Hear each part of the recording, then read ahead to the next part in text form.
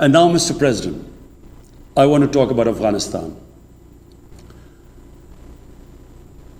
The current situation in Afghanistan, for some reason, Pakistan has been blamed for the turn of events by politicians in the United States and some politicians in Europe.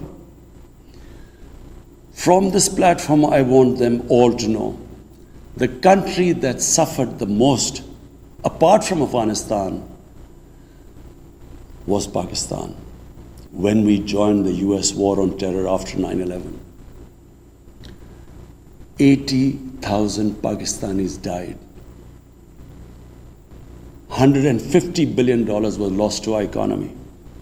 There were 3.5 million internally displaced Pakistanis. And why did this happen? In the 80s, Pakistan was a frontline state in fighting against the occupation of Afghanistan. Pakistan and the United States trained mujahideen groups to fight for the liberation of Afghanistan. Amongst those mujahideen groups were Al-Qaeda, were various groups from all over the world. They were mujahideen, Afghan mujahideen. These were considered heroes. President Ronald Reagan invited them to White House in 1983. And according to news items, he compared them to the founding fathers of the United States. They were heroes. Come 1989, the Soviets leave. So do the Americans, abandon Afghanistan. Pakistan was left with 5 million Afghan refugees. We were left with sectarian militant groups which never existed before. But the worst cut of it was that a year later, Pakistan was sanctioned by the US. We felt used.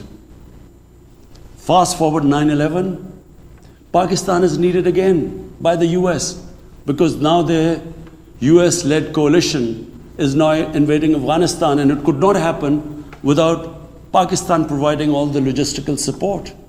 What happened after that? The same mujahideen that we had trained that fighting foreign occupation was a sacred duty, a holy war or jihad, they turned against us. We were called collaborators. They declared jihad on us.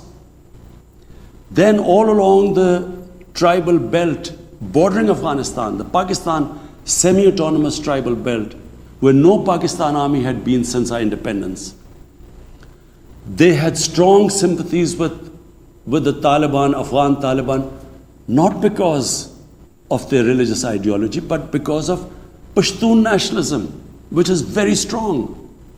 Then there were 3 million Afghan refugees still in Pakistan, all Pashtuns, living in camps, 500,000, the biggest camp, 100,000 camps. They all had affinity and sympathies with the Afghan Taliban. So what happened? They too turned against Pakistan. For the first time, we had militant Taliban in Pakistan. And they too attacked Pakistan government. When our army went in the tribal areas for the first time in our history, whenever an army goes into civilian areas, there's collateral damage. So there was collateral damage, which multiplied the militants to seek revenge. But not just that. The world must know that in Pakistan, there were 480 drone attacks conducted by the US. 480 drone attacks. And we all know that drone attacks are not that precise. They cause more collateral damage than the militants they are targeting.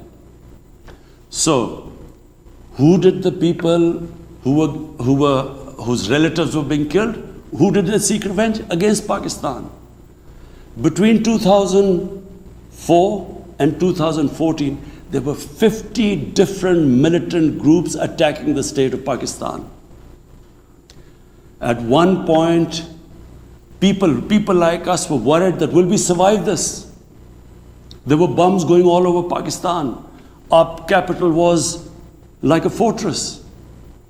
Had it not been for one of the most disciplined army in the world and one of the best intelligence agencies in the world, I think Pakistan would have gone down. So when we hear this at the end, there's a lot of worry about in the US about taking care of the people who helped them, the interpreters and everyone who helped the US. What about us? The only reason we suffered so much was because we became an ally of the US, of the coalition in the war against Afghanistan, where there were attacks being conducted from Afghan soil into Pakistan. At least there should have been a word of appreciation. But rather than appreciation, imagine how we feel when we are blamed for the turn of events in Afghanistan. After 2006, it became apparent to everyone who understood Afghanistan's history that there would be no military solution in Afghanistan. I went to the US. I spoke to think tanks. I met at the time Senator Biden, Senator John Kerry, Senator Harry Reid. I tried to explain to them that there would not be any military solution and political settlement was the way to go forward. No one understood then. And unfortunately, in trying to force a military solution is where US went wrong. And if today,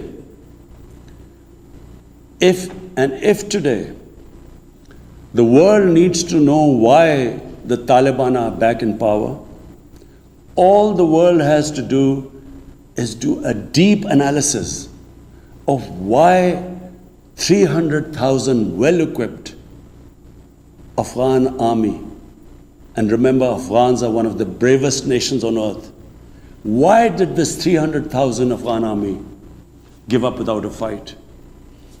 The moment a deep analysis of this is done, the world would know why the Taliban are back in power, and it's not because of Pakistan.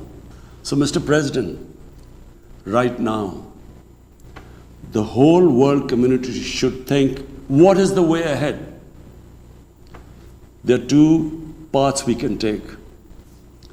If we neglect Afghanistan right now, according to the UN, half the people of Afghanistan are already vulnerable. And by next year, almost 90% of people in Afghanistan will go below the poverty line. There's a huge humanitarian crisis looming ahead.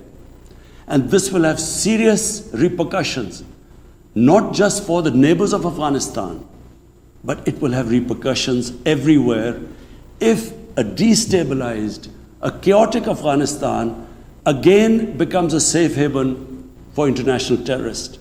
The reason why the US came to Afghanistan in the first place. So therefore, there is only one way to go. We must strengthen this current government, stabilize it, for the sake of the people of Afghanistan. What have the Taliban promised? They will respect human rights. They will have an inclusive government. They will not allow this soil to be used by terrorists. And they have given amnesty.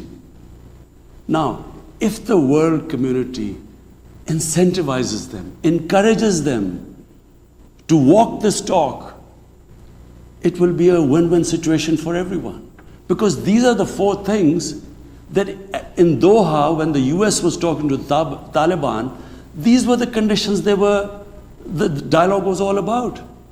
So if the world can incentivize them to go this direction, then after all, this 20-year of presence, of coalition presence in Afghanistan would not be wasted, because Afghan soil would not be used for international terrorism.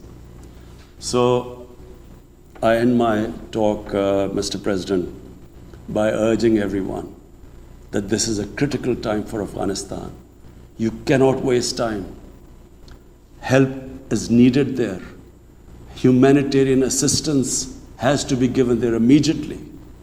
and the Secretary General of the United Nations has taken bold steps.